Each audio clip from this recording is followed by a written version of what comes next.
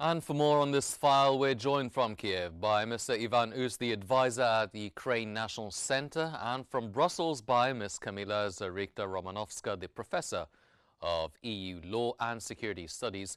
Welcome to Think Tank. Mr. Us, given the London summit between Zelensky and European leaders, do you see this as Ukraine's strongest chance yet to shape a peace deal on its terms rather than under US pressure? Greetings to you, Henny. Greetings to Camila. Greetings to all Qnews audience.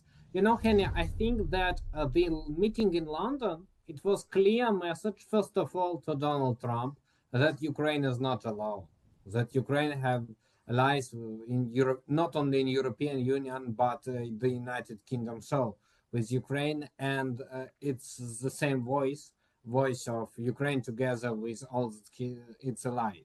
And now I think that having such a good friends like European Union, like United Kingdom, I think that really Ukrainian chances to receive better conditions of the end of this war increasing, because Russia constantly believe that after changes in the United States of America, after statement of Donald Trump, especially after his security strategy, Europe say, okay, we will not be in this fight, so it's only Ukrainian problem.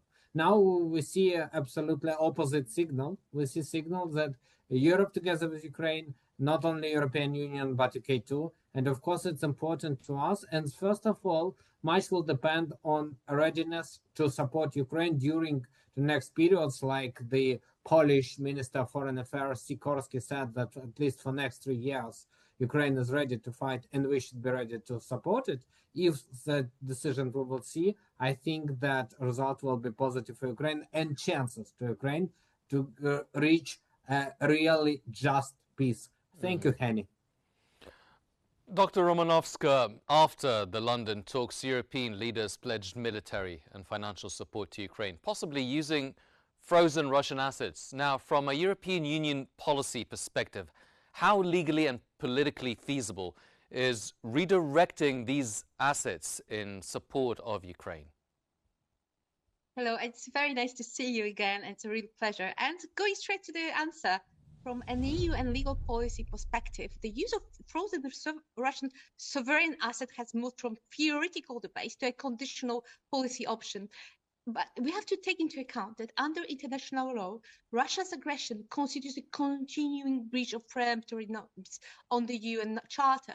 This opens the door to lawful countermeasures, obviously, provided that they are proportionate, reversible in practice, and tied to compliance. The EU is therefore careful. The current approach prioritizes interest, profits, and collateralization rather than immediate confiscation. It's quite smart. But politically, we have to see as well that there is a now majority support inside the EU and the G7. Resistance persists, of course, particularly in Belgium, where most assets are held. But this resistance reflects institutional risk aversion rather than legal impossibility, and that counts. That matters strategically is that Europe is signaling the reconstruction, defense, and justice will not be financed by European taxpayers' money alone, while aggressors' capital remains untouched. This is not radicalization of law, we have to highlight it. It's an adoption of law to a security reality. Mm-hmm. Well, Mr. Uz, Zelensky said that Ukraine will probably share a revised peace plan with the US today after the London talks. What do you think the amendments would be, and how do you think Trump administration will actually receive them? You know, Henry, first of all, Trump administration have the problem inside the United States of America, because a lot of voices, not only from Democratic Party, but Republican Party too, like Lindsey Graham, like Mitch McConnell, start to asking who is the author of that plan. And it's a very important question, because according to internal US legislation, the US could not give the proposition prepared by other countries as their own proposition without expertise from the Department of State and Department of Congress. There was no expertise from Department of State. There was no expertise from the Congress. That's why if those leaks that Bloomberg presented, that this plan was prepared in Russia, and US actually have this plan, it means that saying that this plan should be taken into account means that US violating Trump administration, I emphasize on that, violating the local legislation in US. That's why for Trump administration, in such case, it would be better to forget about this plan, to say, oh, no, let's forget about it. We have a lot of other problems. Don't mention it. I think that Ukraine understands it. I think European partners understand it. European partners in Ukraine don't ready to say to Donald Trump that we not agree with your plan. We don't need it. Of course, Donald Trump make a statement that President Zelensky didn't read it. President Zelensky read it, and of course we are not glad of it. But we are not politically. We are not ready to say that it's so bad. But if the local U.S. Tension from those politicians who said that, guys, first of all, we should understand whether we violate our legislation or no when giving this proposal, let alone the law that Donald Trump signed in 2017 that U.S. will never recognize territories annexed by Russia since 2014. So this proposition, at first, the initiation violate one legislation of U.S., and the proposition inside of this plan violated the other U.S. legislation. Too many violations of the local legislation, and they didn't touch international law and UN Charter that are so violated too. That's why I think that for the United States of America, from political perspective, it's better to forget about this plan and to change attention, to pay attention on some other problems. And that, of course, can play in favor of not only Ukraine, but European countries that support Ukraine in that dialogue. Thank you, Henny. Well, Dr. Romanovska, that revised 20-point peace plan that will be sent to Washington after rejecting the first draft. Now, given these amendments, these shifts, how realistic is that a revised plan that is endorsed by both Kiev and EU capitals can overcome resistance from Moscow and secure a lasting peace? Well, we have to let's put it straight, face reality. A jointly endorsed Kiev EU plan is necessary, but unfortunately insufficient on paper alone. Peace negotiation end war only when the aggressor's cost-benefit calculation changes. A revised 20-point plan endorsed by Kiev and EU capitals does three critical things. First of all, it ensures non-negotiables, sovereignty, future security, and legal continuity. Second, it removes ambiguity that Moscow exploits, and that's extremely important. And the third part is that it creates political cohesion across parliaments, courts, and societies. But Moscow will not be persuaded by the text. It will be persuaded by credible enforcement capacity, sustained military support, sanctions conditionality, frozen asset leverage, this will do the work, and visible European security presence, maybe as well both from NATO and EU side. Therefore, the revised plan is realistic, but only because Europe is finally pairing diplomacy with capability. Mm-hmm. Well, Mr. Us, speaking of Donbass now, President Zelensky has totally ruled out ceding any territory, including the Donbass region, obviously, but said that it is a complicated issue, so maybe there's a little window there. Now, the US is urging a compromise. What do you think? Can Kiev realistically maintain that firm stance and still achieve peace with US support? Henny, actually, we understand that it's too problematic. We understand that the US position is so controversial because we constantly see the pressure from US. But when we're talking about Donbass as for whole war, I think that Ukrainian stake made on the so-called war of attrition, where we see each other, because Ukrainian economy now facing with Russian economy. Yes, the battlefield is the main probably part of this war, but economy played so a big role. And I think that Ukraine about Donbass based on expectations that Ukraine can return not only Donbass, but whole Ukraine based on the high potential or with high probability problems in Russian economy, because Russia like to say that everything okay, but Russia increasing taxes. Russia now, and last discussion, start to analyze things that how we can ask our people to give us money and not to return it. So practically they want to frozen those money. So we will see what actually will be, but now I think that Ukrainian stake we are making on economic issues, on economic problems, and that can lead to results that we expected. Furthermore, if a lot of people ask how do Ukraine expect to win this war, Russia is so big. I always said no one attacked Soviet Union, but Soviet Union split it because economy made the final dot in his USSR history. The same situation can be with Russia, and after that, economic problems. I think that Ukraine have all chances to return Donbas and even Peninsula Crimea. That for Russia is more psychologically important than Donbas. Thank you, Henny. Well, Dr. Romanovska, the European Union leaders have pledged strong defense support, also long-term funding, possibly unlocking Russian assets, redirecting it to Ukraine.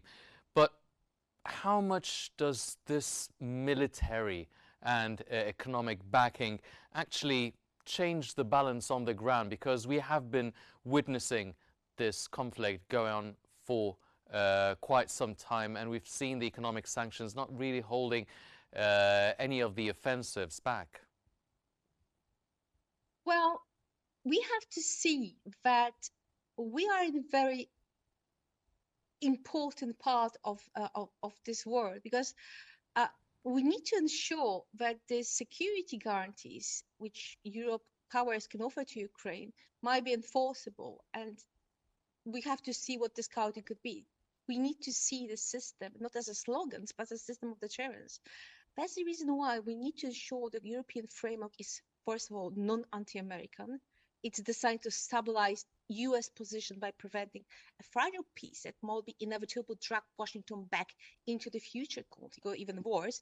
We need to ensure, more importantly, that we can be realistically present as a credible alternative peace framework, which will be acceptable to US and not affecting and restraining Russia. Because in this point, we need to ensure Europe's strength will not only produce the emotional persuasive peace initiative, but it will design framework that combine law, security and enforceability. That what emerged after London meeting shows that EU is not longer acting as a passive normative actor, but as a system integrator of diplomacy, military support and legal economic tools.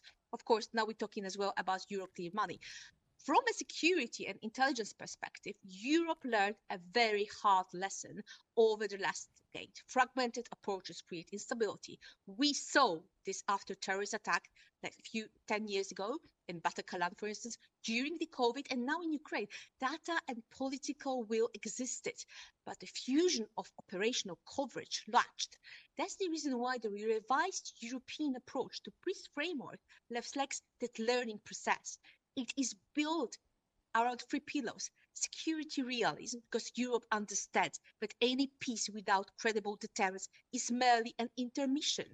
That's why EU insists on long-term military assistance, air defense, and the presence of a coalition of willing after a ceasefire. Second is the legal resilience. No formal recognition of territorial acquisition by force, which would undermine the entire European security order under UN Charter and customary international law. And third, economic and intelligence leverage. Sanction snapback, frozen assets, financial intelligence, and reconstruction conditionality. That's the reason why this European framework have to appear as not anti-American. We need to ensure that we will have a very, very broad support from Washington, from UN, and from other really important partners and actors in the global policy affairs and peace and stability, from Asia and BRICS, from Gulf states, from Middle East, etc., and from MENA, of course, to ensure it will be presented. Well, okay, let's try and entertain all sort of scenarios. What kind of security guarantees could European powers offer Ukraine to replace what Kiev fears losing if territorial concessions are on the table? How enforceable would these guarantees be? I mean, would the amendments that wouldn't look anti-American be enough? Well, it's a very, very good question, and it's clearly showing that they cannot be just slogans or just a pop-up lines. That has to lead to the system of deterrence. From EU security architecture standpoint, Europe is moving toward layered guarantees, rather just a single Article 5 equivalent. This reflects both reality and intelligence logic. Because first of all, if we're looking to a coalition of the willing or multinational force Ukraine, this is critical. The present matters in deterrence theory. A multinational European-led force operating under clearly defined mandates create immediate escalation risk for any renewed Russian aggression. Second, legally binding bilateral defense agreements backed by EU financial instruments and joint procurement raise the political and economic cost of disengagement for guarantor state. This is how deterrence is made durable inside democratic system. And the third, and this is quite often overlooked, enforcement increasingly relies on intelligence-led mechanisms, monitoring compliance, early warning of violation, cyber and hybrid threat detection, and financial intelligence tracking sanction circumvention. Europe has learned painfully that without intelligence convergence, guarantees become hollow. This is why current EU security policy explicitly links defense, intelligence, border management, and critical infrastructure potential into one ecosystem. The guarantees are enforceable, not because they are perfect, but because violation becomes immediately visible, attributable, and costly. Mr. Us, Russia is continuing its intense strikes, even during negotiations and diplomacy. Can Europe guarantee security strong enough to deter renewed conflict after a deal is reached, hopefully? You know, Henry, I think that the fact that Russia continued strikes, the demonstration that Russia don't plan to stop furthermore. In Ukraine, we understand that now the world as a whole situated in so-called 1938, and from decision that will be made, we will understand whether we will receive the year of 1939 was the beginning of World War, or it will be some other option. Because now, for Ukraine, it's clear that the best guarantee of our security is Ukrainian armed forces.